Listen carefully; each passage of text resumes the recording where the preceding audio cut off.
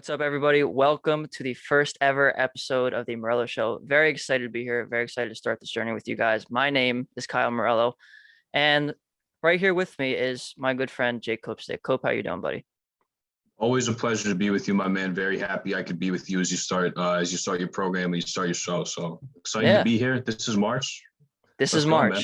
This is March. This is Yeah. exactly what we're getting into today. We're getting into the bracket reveal, which came out on Sunday night. As we know, the tournament field is all set. All 68 teams are in. And we were talking about this on Sunday. We were texting back and forth. This field and these matchups that we got this year is incredible. Yeah. Oh my God. So many good matchups. And as you continue to fill out your bracket, you revealed even more better matchups, like Texas, Alabama, potentially in the Sweet 16. So many great matchups to start this weekend, but so many great games, great matchups that we could be seeing in the coming weeks as well. Oh, absolutely. Absolutely. And we'll get into all those matchups in a little bit here. But first things first, Cope, when you fill out a bracket, because not everybody who does March Madness brackets is an avid college basketball fan like you and me, right? So Right. not everybody will know what to do. Some people pick mascots. Some people will just pick all chalk. You know, there's different things. So when you are filling out your bracket, what do you look for specifically in teams when you're looking at them over their opponents? So I definitely look at 3-point percentage, attempts from three, obviously how much they make. That's the way basketball is nowadays. You need to be able to make threes. There's a huge emphasis on the 3-point shot nowadays, especially in the age of analytics. So I definitely look at 3-point percentage. That's easily the glaring stat to me, especially when you're going with mid and low major schools, if they want to beat a Power 5 school, so to say. Guard play is another big one. Guard play wins you games in March. Oh, definitely. So for a team to make a run and go far in this tournament, they need to have a good stable of guards with them that can carry them into potentially the Final Four. Oh, I 100% agree. Guard play is always my biggest thing too. That's what I was going to say. But also defense. Defense wins championships is the age-old saying, and it's just 100% true. So, all right, let's get into some of these matchups here, though, because I don't want to waste a whole lot of time. We have plenty of fun matchups, and we were specifically talking about the 8-9 seeds. So let's go through some of those. First things first, in the West region, Oklahoma is the 8 seed, Missouri's the 9 seed. Both teams have been ranked fairly high this year. They've dropped off as conference play and conference tournaments going on, though. What are you looking for in this game? What do you think will win? What do you think will happen? I am a big Oklahoma fan. I really did like this team early in the year. Lon Kruger's group was in the top 10 pretty recently. They recently fell out. They lost back-to-back games to Oklahoma State. But in this game, I'm looking for my man Austin Reeves to have a good game. Wichita State transfer. He played his first year with the Sooners last year. A big Austin Reeves guy. Davion Harmon's played well. They got some good guards on this Oklahoma team that can score. They have guys that can play defense. They have Brady Manick, who can shoot it as a big guy, Kirk Wath, who can defend the rim. So I'm looking for Oklahoma to finally get back on track. They've been losing some games pretty recently, losing to Texas, losing to Oklahoma State twice toward the end of the year. So I'm looking for a big game from Austin Reeves here and a big game for Oklahoma just to kind of get back on track because they haven't been as consistent as they have been, say, a month and a half ago. Oh, definitely. And we've talked about this. Missouri, I think, are frauds. I don't think they're very good. They had some good wins earlier in the season. The SEC is not as strong this year. You had obviously Arkansas and Alabama, the top two teams. LSU was a very good team. Outside of that, though, there wasn't really anybody. They were probably the fourth best team in the conference, and I don't have a lot of confidence in them. So I think Oklahoma rolls there. We also had a really interesting 5 versus 12 matchup in this West region. UC Santa Barbara is the 12 seed and Creighton is the 5 seed. And Creighton's obviously gone through a lot this last month or so. Tell me why you think, and I agree with you on this, tell me why you think UC Santa Barbara pulls this out. Well, they have some high major transfers who play big minutes for them. They have Ja'Cory McLaughlin, who used to play at Oregon State, is now in his 5th year in college, his 3rd year at UCSB, who averages 21 points a game, is their leading assist guy on this team as well. Can score the ball. They play defense. That's what's important with this team. They play defense, and they're top 20 in scoring defense as well. I want to give a shout out to former Temple player Josh Pierre-Louis, who's also on this team. Yes. But this team scores the ball. They have Miles Norris from Oregon, who also is a high major guy. So they have some high major players there. They can also score the ball as well coming out of the Big West. I like them to beat Creighton. One off night from Creighton here could end their season right away. Yeah, definitely a streaky team. We've noticed that obviously they made the Big East championship. They got blown out by Georgetown, who I don't think's great, but I always also bet against them every time. And then they win. I mean, it's the nature of college basketball. That's a story for another day. The rest of this. Oh, I know you also liked Oregon in this, and I like Oregon too. We were both high on them in the Pac-12 tournament. They didn't pull through against their rival. A good 3-point shooting team though. Like I'm really excited to see what they do. If they do end up matching up against Iowa in the second round, I think that could give Iowa a lot of problems. But I do think they'll beat VCU, but I don't think they'd be able to stop Luka Garza. Yeah, the injury to N'Faly Dante this year really kind of it gives them a similar situation that they've had in past years, losing Chris Boucher a few years back. But Dana Altman, he figures it out. He's got a bunch of different guys who can play a lot of different positions. He solves Rubik's cubes. He solves Rubik's cubes. He sure does. Well, except for when he played Wayne Tinkle in the Pac-12 tournament, and my Oregon plus 540 future went down in flames. I had plus 400. It happens. It happens.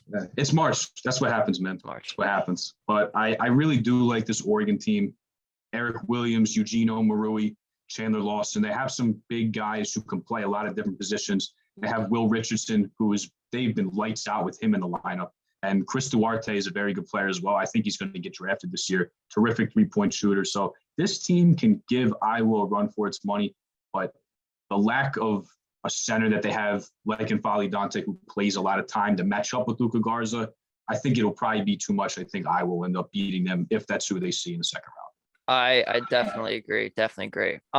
Okay, so we're going through some of these matchups here. We can definitely get back to some, but I wanted to ask you, and we talked about this a little bit on Instagram Live on Sunday night.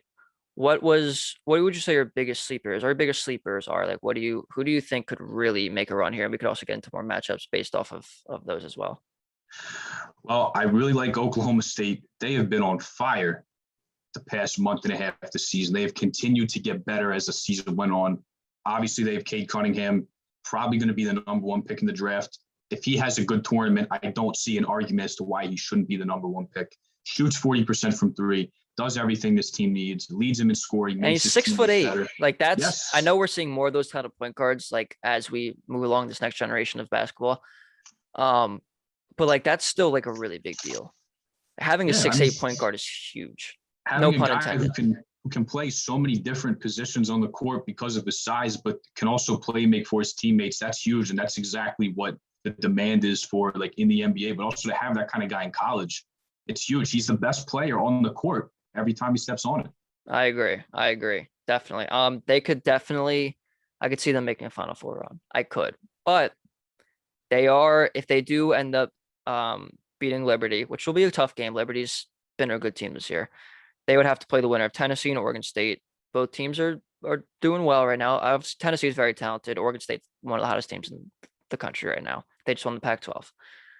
If all goes well, they would have to face likely Illinois, who I would say is the hottest team in the country right now. And I would agree. And me and you both have Illinois, as we'll get to later. We both have Illinois to cut down the nets in Lucas Oil Stadium and be our champion. But that would be an incredible game. You talk about great matchups. That would be a treat to see Cade Cunningham and Ayo Dosunmu face off for a chance to go to the Elite Eight. Kofi Coburn's really hard to stop. I'm not really sure if Oklahoma State has the bodies to stop him, but that would be a terrific game. Two teams that are on fire right now, some of the best players in all of college basketball. That would be an absolutely terrific game. Oh, no, I agree. I'm looking forward to it. I have that in my bracket. I have Oklahoma State going to the Sweet 16. I have Illinois going to the Sweet 16. But I do have Illinois winning, like you said. I have them winning the chip. But we'll get into more of that a little bit too when we get to the Final Four, because we're not quite there yet. We got a little bit of time.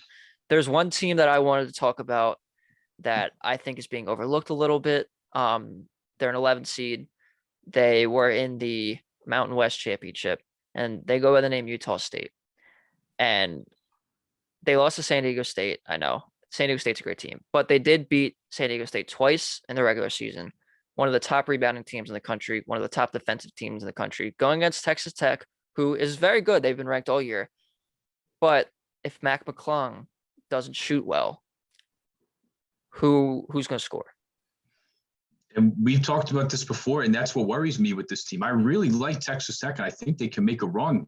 But outside of Mac McClung, if he has an off night, or if they're going up against a team that can score a lot of points, who's going to be the second guy who's going to come in and score? They're very good defensively. They play hard for 40 minutes.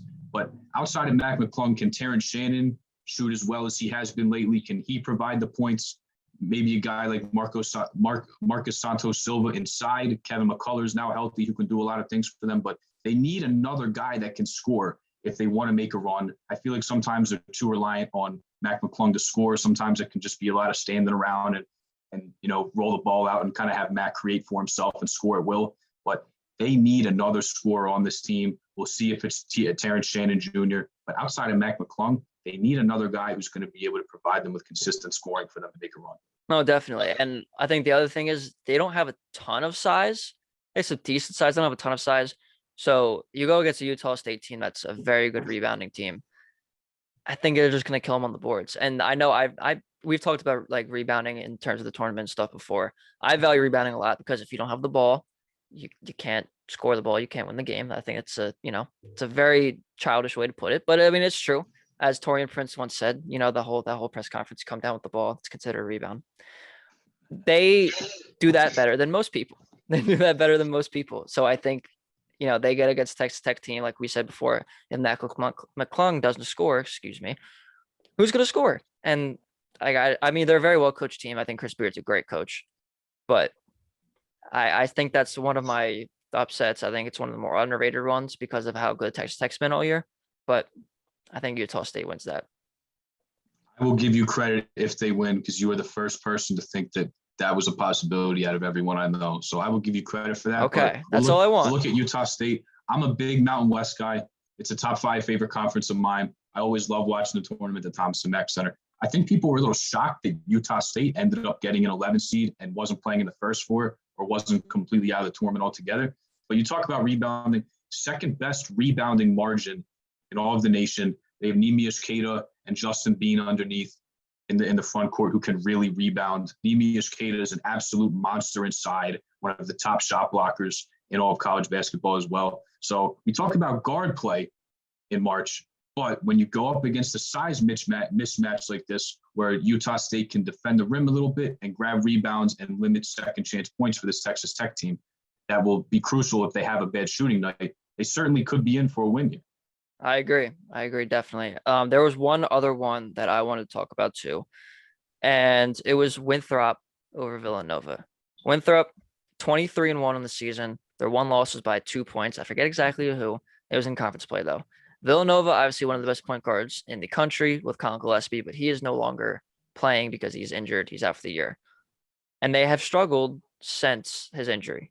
What are you looking for in that game? What do you think will happen in that game? Well, yeah, you bring up a great point about Colin Gillespie being hurt. There is a very good guard on Winthrop's team by the name of Chandler Vaudrin. I feel like a lot of people haven't heard of this guy. Very unheralded player, but puts up insane numbers. He is the leading. He leads all the categories for Winthrop except for blocks. He does everything: points, rebounds, assists, steals. Now that Colin Gillespie is not healthy for Villanova, and they don't really have a true guard who can defend a guy like Chandler Vaudrin, I think it certainly spells disaster for Villanova. A lot of people are already on Winthrop, seeing how Villanova has fared without Colin Gillespie. But this is a game I am probably going to go with Winthrop. They're hot, only one loss all season. It's the perfect spot. They're on fire. They haven't really had any down spots in the season, and Villanova really has been reeling since he got hurt. They have, absolutely, because they were a top 5 team when he was healthy. But different story now. They're a 5 seed. All right. Let's get out of the first round a little bit because there's some definitely exciting potential matchups once we get a little later in the tournament. Specifically, one team that I have going a little bit further than most teams, than most people don't rather, it's the San Diego State Aztecs. I know we touched on them a little bit when we were talking about Utah State. They're a 6 seed right now. They're playing Syracuse, which will be a very tough game for them because they've been playing well. But they could potentially match up against West Virginia in the second round. And I think both of those teams play a similar style of ball. They're gritty teams. They're defensive teams. They can shoot decently. I think San Diego State wins that one, to be completely frank with you. I think West Virginia, I think West Virginia's a great team, but lost the last 2 to Oklahoma State. State. I really can't talk today. I don't know what's going on. It happens. Um, they lost to Oklahoma State, skidding a little bit.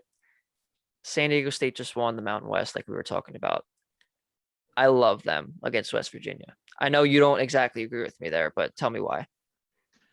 Well, I'm a huge West Virginia fan. You know, Derek Culver inside for West Virginia it's been really cool to see him grow the last few seasons under Bob Huggins. He's a huge dude inside, very hard to defend, but his ball skills have gotten better. He's continued to develop as a player. And Miles McBride is one of my favorite players in college basketball, shoots the mid-range jump shot very well, does everything that this West Virginia team needs. However, on the side of San Diego State, I do like this team as well. Brian Dutcher from San Diego State is one of the most underrated coaches in all of America. He continues to have success with this team year in and year out. Really good guards for this team as well. Terrell Gomez, Trey Pulliam, and Jordan Shackle. If you don't know his name, he is one of the best three-point shooters in college basketball this year. Top five guy as far as percentage goes. They got a good defensive center in Nathan Mensah in the middle. So I'm not against San Diego State getting to the Sweet 16, but I really do like the defense and the energy that this West Virginia team plays with. Gotta look out for West Virginia also. Taz Sherman, junior college transfer, he has been coming on the last few weeks of the season, scoring a lot of points, giving this West Virginia team what it needs. So I like your stance on San Diego State, but I have been pretty high on West Virginia all year. Well, that's fair. I mean, like I've said before, they were a top 10 team as recently as 2 weeks ago. Like they're a really, really good team. But another thing we were talking about earlier from the conversation about what to look for when picking teams. One thing I love picking, I know you do too, is teams that are hot. What are you doing for me now? You know what I mean? San Diego State hasn't lost in a while. They're 23-4 in the year. I really like them in that matchup. I think there's one team that could go to the second weekend that's below a 5 seed. I do think it's them. And I would agree with you. I just like West Virginia That's much fair. more. But No, that's fair. again, another Mountain West team. Really like the job that Brian Dutcher's done. 3 great guards, defensive center in Nathan Mensah. And that's not even mentioning Matt Mitchell, who was the player of the year in this conference this year. So this is a really good team. It would be a dogfight if they had to play number 3 West Virginia in that second round. That would be another great matchup. I know we've talked about that a bunch, but even after the first round, the matchups, they just continue to get even better. They get even better. They get even better. I know a lot of people when they pick brackets, they have obviously the higher seeds going the furthest. That would make sense, but it doesn't always happen because this is March. So who is the one top 2 seeded teams, one through like all the 1 seeds, all the 2 seeds? Who is the one team that you could see losing before like the second weekend or even in the Sweet 16? I have Ohio State losing to Arkansas in the Sweet 16. I think Eric Musselman's team can get hot. They've been playing better defense. They're not giving up nearly as many points. And the key guy for them has been Justin Smith. He missed the LSU game when they gave up a ton of points. He got run out of the gym. He comes back. He rebounds the ball for them, plays defense, gives them some toughness. And I think that Arkansas and the Razorbacks and the Must Bus, one of my favorite coaches in America, can take down Ohio State. I think with the size and the toughness that Arkansas has going against Ohio State's lack of size, coupled in with the length and the good guards that they have, I think Ohio State could be done by the Sweet 16. I personally think that Eric Musselman and the Razorbacks will beat them. I do too. I have that as well. Moody is one of their best players, their point guard, phenomenal scorer, can fill it up. Obviously very well coached team. I know you love Nevada and Musselman was there. So that's definitely he's a great coach. I mean, I'm really excited what he's done so far in his 2 years at Arkansas. And I do think they can beat Ohio State. I think Ohio State's a great team. They've obviously showed that the past week with going to the Big Ten championship, coming back against Illinois in the championship on Sunday. But I don't know. Something about that Arkansas team makes me really, really, really want to pick them over Ohio State. And I did. And I think they're going to beat them. Another team who I think, though, could potentially be out. I have them going to the Elite Eight still. So I think they're a great team. But the University of Michigan, they lost their best player in Isaiah Livers, their top scorer, shooting 43% from 3-point range. They still have a very talented team, though. I'm looking at it right now, LFSU, Florida State University, getting there to the Sweet 16 to play University of Michigan. And I think that would be a very, very, very tough matchup. I do have Michigan prevailing because I think the size of Hunter Dickinson, Franz Wagner, I think they still have a great team, but that would be an incredible matchup. It would. And I'm a huge Leonard Hamilton fan. He continues to be one of the most underrated coaches in America. Shout out to Josh Pastner. After Georgia Tech won the ACC championship, said that Leonard Hamilton needed to be in the Hall of Fame, which he does. But let's get back to Michigan and Florida State. The injury to Livers is huge. He was terrific this year. He's going to be an NBA player. But you're exactly right. Hunter Dickinson is a monster. Franz Wagner has continued to get better and is having a terrific season. He's probably going to be a first-round pick this year if he continues on the streak that he's on. And a guy that I really like for Michigan, their point guard, Mike Smith, grad transfer from Columbia, had 15 assists this past weekend in a game in the Big Ten tournament. He's going to be big, having to score the ball a little more, but also dish out to his teammates and rack up assists. It's going to be a terrific game. Florida State's length and the defensive mismatches that they create is going to give havoc to any team that they see in this tournament. But I really like Hunter Dickinson, really like Franz Wagner. I think Mike Smith can, really patrol this team on offense and kind of keep them down. I'm going to go Michigan as well, but this is going to be another terrific game. It's going to be another brawl. But that'll be a good Michigan one as well to reach the Elite Eight. Yeah, that'll be a good one. I was this close to pick Florida State. This close. I think Leonard Hamilton is a phenomenal coach. He's right up there with the best of the best in college basketball. So that's going to be a great one. But we take a look at the bottom of that bracket now.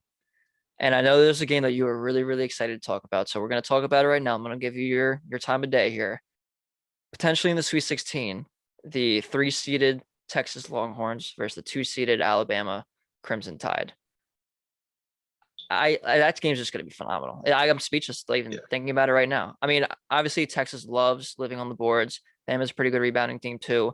Alabama takes the most 3-point shots in all of college basketball, and they shoot pretty decently too. So what are you looking for in that game? What do you think will happen in that game, and why do you think it'll happen in that game? Well, we talk about guards winning you games in March. If you like guards, this is the game for you. Terrific guards on every team. Matt Coleman, Courtney Ramey, Andrew Jones for Texas. And how about Alabama? The shooting, the scoring ability of Javon Quinterly transfer from Villanova. Jaden Shackelford in his 2 years in Tuscaloosa has been one of my favorite scorers to watch in the SEC. Josh Primo is playing very well as a young player. Herb Jones and John Petty. Terrific guards who can score and can shoot on both teams. Some big guys as well for Texas. I really like Jericho Sims, the job he's been able to do defending on the perimeter and protecting the rim, getting boards for this team. Kai Jones on Texas is going to be a first-round pick and has really come on. But a lot of scoring, a lot of shooting. If Bama has a hot game from 3, they will win this game. And just a stat to go off of, like you said, they attempted the most threes in college this year. They shot 912 threes this year. That was 95 more than the second most, which is the Toledo Rockets. This Alabama team, they love the 3. Nate Oates, known enemy of the lost start and the mid-range shot, so I don't like that. But I do love the intensity his team plays with, and I love the scoring prowess of his team. I actually have Alabama to not only make the Final Four, but make the championship game if they can score and they can get hot. Really? Wow. I really, really like this team, man. Herb Jones, he is a joy to watch play basketball. He does everything. He affects the game in so many different ways. Defensive stopper. If you don't know Herb Jones, you will soon, because he's going to be putting up numbers and great performances in this tournament. No, I think Herb Jones is exceptional. I mean, we talk about Quinterly too. Like their whole Petty, like all their guards are insane. Then again, so are the ones on Texas. Obviously, we know Andrew Jones' story and everything like that. He's a phenomenal player. It's going to be a battle. I do have Bama. I do also have Bama going to the Final Four. I have them beating Michigan. That will be a very, very good game. Both teams can shoot the lights out, so that'll be interesting. But I do have Bama prevailing. I think they're the hotter team right now. It's just going to be a great game. It's just going to be that whole region is so good. I spent the most time yesterday filling out my bracket. I spent the most time staring at that game, figuring out who I thought would win, because I think Texas can get hot. They had some ups and downs in the season, some bad losses. They blew a big lead to Texas Tech and lost it at home on a Mac McClung, essentially buzzer beater. But they win the Big 12. They've got some momentum. You have the SEC champs and the Crimson Tide in this bracket too. That would be, for me, that would be a dream matchup. I'm hoping that both teams get there, with, the winner having a spot to go to the Final Four in the next game. Absolutely. And you were talking about spending time on a pick. For whatever reason, and I have no idea why. I have no explanation for this. I boggles my mind. The one game last night or on Sunday night when I was picking these brackets was UC Santa Barbara and Creighton. I don't know why it took so long picking that game. Like I don't. I really, really don't. It took forever. I mean, Creighton, I think, is a good team. Like they blew Nova out about a month ago or so. But then they got blown up at Georgetown, Big East Championship. I don't know. I picked UC Santa Barbara. We talked about that already. We don't need to go back. That gave me nightmares. I want to talk about this Houston Cougars team though, because we were talking about Illinois, how we both have them to win the national championship. But I think they will have to go through Houston in the Midwest region in the Elite Eight to get there. What do you see in this team? Well, I'm a huge fan of this Houston team. The DNA that Kelvin Sampson has there. They play defense, they play hard, and they want it more than you. They are a tough team on the boards, second and third chance points.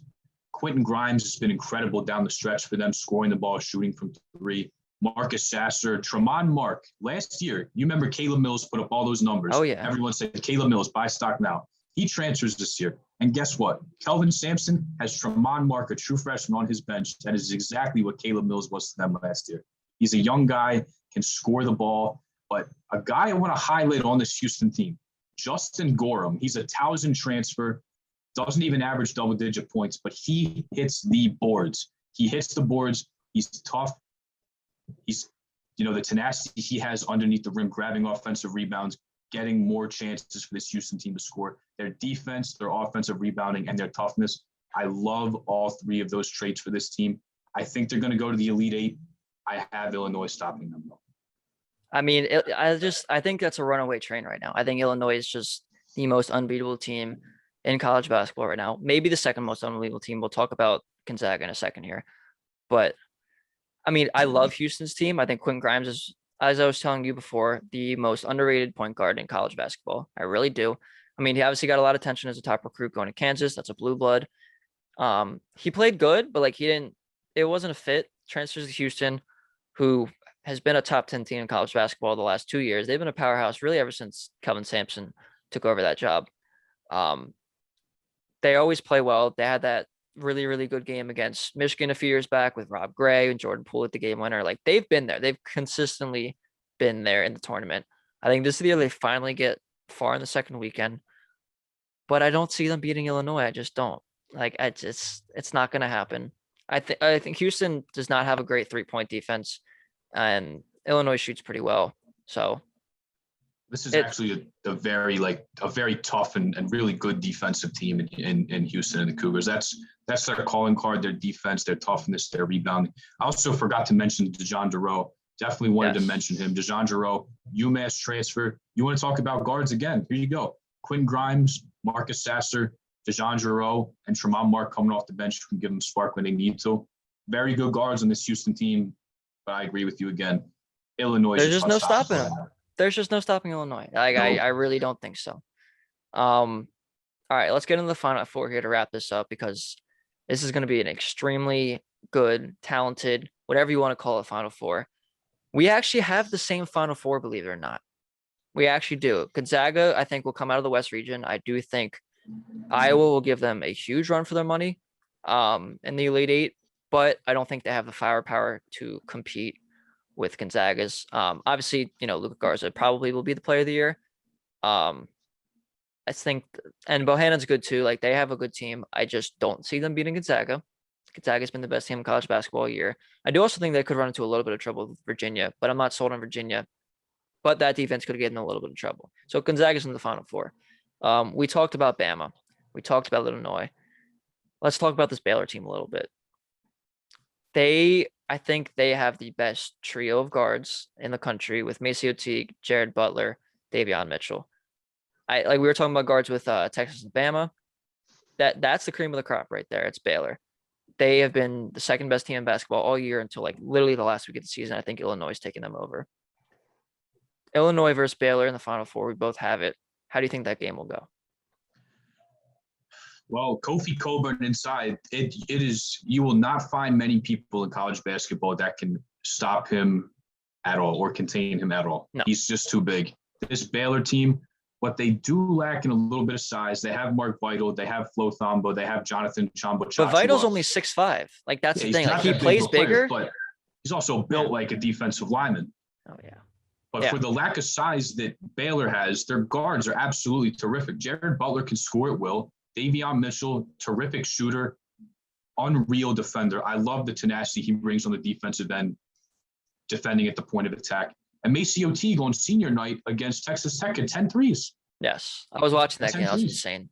So, and it's a very good, they complement each other very well because Jared Butler's the scorer with the ball in his hands. Davion Mitchell can create for his teammates a little bit more this year, shoots terrifically. And Maceo Teague, he'll shoot it when he's open. He cuts to the basket. He creates positivity on offense, whether it's cutting to the basket, getting an offensive rebound, crashing the boards. He's the perfect complement, in my opinion, to Jared Butler and Davion Mitchell. Personally, though, I have Illinois winning. I think Ayo Dosunmu's on a tear right now. He can lead this team to the Final Four. Brad Underwood, I heard on the broadcast yesterday, said when Ayo Dosunmu came in, he really created our culture here. And he really created the team that we have here. And I think Ayo can bring this team into the Final Four, regardless of how many great players and great guards that Baylor has. I think Ayo should win Player of the Year. I've been saying that for at least the last month. I do think it'll end up going to Luka Garza. I think Ayo's more than deserving though. That's going to be such a fun matchup if that does end up happening in the Final Four. But like we both said, I just think Illinois is unstoppable right now. I It's think just they what it might comes be a down team to. of destiny. Me and you, though, I think were alike talking both about think that. they're a team of destiny. Yeah, they're a team of I think Bama's also a team of destiny too. That's why I have them going to the Final Four. They're a very talented team. I love this Illinois team. I really do. Yeah, love him. Love Brad Underwood too. Love him as a coach. He used to be at Stephen F. Austin. He's just a big, intimidating guy to look at. Gets angry on the sidelines. I'm a big Brad Underwood guy, and I just love everything about this team. They have role players that are good. I love this Illinois team. I think they are a team of destiny. I really do. I do too. All right, to wrap this up though, you have Bama in the championship. I have Gonzaga in the championship. For people who might be debating on this, because that'll probably be a likely picked Final Four matchup. I think a lot of people are gonna pick that. Why do you think Bama beats Gonzaga in the Final Four? If they can shoot the ball well, I think they can beat anybody. If this Alabama team can get on fire from three, I think they can beat anybody. They have terrific guards. Herb Jones is a defensive stopper. You put him on Jalen Suggs. You put him on Corey Kispert. Try to eliminate one of Gonzaga's top players out of the game. They have the size inside to match up with Drew Timme, with Jordan Bruner. But at the end of the day, it's the shooting and the guards. And if this Bama team can get on fire and can really stroke it from 3-1 game, they're not going to lose to anybody, I don't think. This is a team that with their toughness, their defense, like I said, if Herb Jones can eliminate or contain Jalen Suggs or Corey Kispert for this team, Bama has a real shot to beat them. Now, this Gonzaga team averaging over 90 points a game, which is absurd. Crazy. But this Bama team, and I love Nate Oates, I love the tenacity and the effort that they play with on defense. But if this team can get going from three and can heat up, I don't see anyone beating them. You might not be wrong. You might not be wrong. It's going to be so fun. It's been 2 years in the making for March Madness. We're finally back. COVID, I really hope, we're going to knock on wood right now. Really hope you do not mess anything up because you messed up all of last year, but we finally have a March Madness bracket in front of both of us right now. Friday at noon, we're going to get the real games going. Obviously, we'll have first four before that too, but the real thing starts Friday at noon. Cope, I am beyond excited. It's going to be so much fun. Oh, it's March. It's March. We've been waiting 2 years for this. I'm over the moon that this has happened. I'm so excited that we're going to get March Madness back. Can't wait to sit in the basement and watch basketball 4 straight days. It's awesome. I miss doing it. I love March Madness. You know me. It is my favorite 2 days of the year. Easily my favorite sports days of the year. So I can't wait. This is like my Super Bowl coming up here, and the best 3 weeks of the year are pretty much upon us. So we're here, let's man. go. We're here. This is going to be great. All right. Jake Copestick, thank you so much for coming on. Great analysis as always. Love to hear it. And looking forward to these games coming up, as we were just saying. So appreciate it very much. Thank you all for tuning in. Also, appreciate you very much. Next week, Brooklyn Vaughn will be here. She will be talking about with me women in sports media. It's a big issue right now, not just right now, but always. So that'll be a very exciting conversation with her. But But for now, we are going to sign off. Thank you for tuning into the Morello Show, and I will see you next week.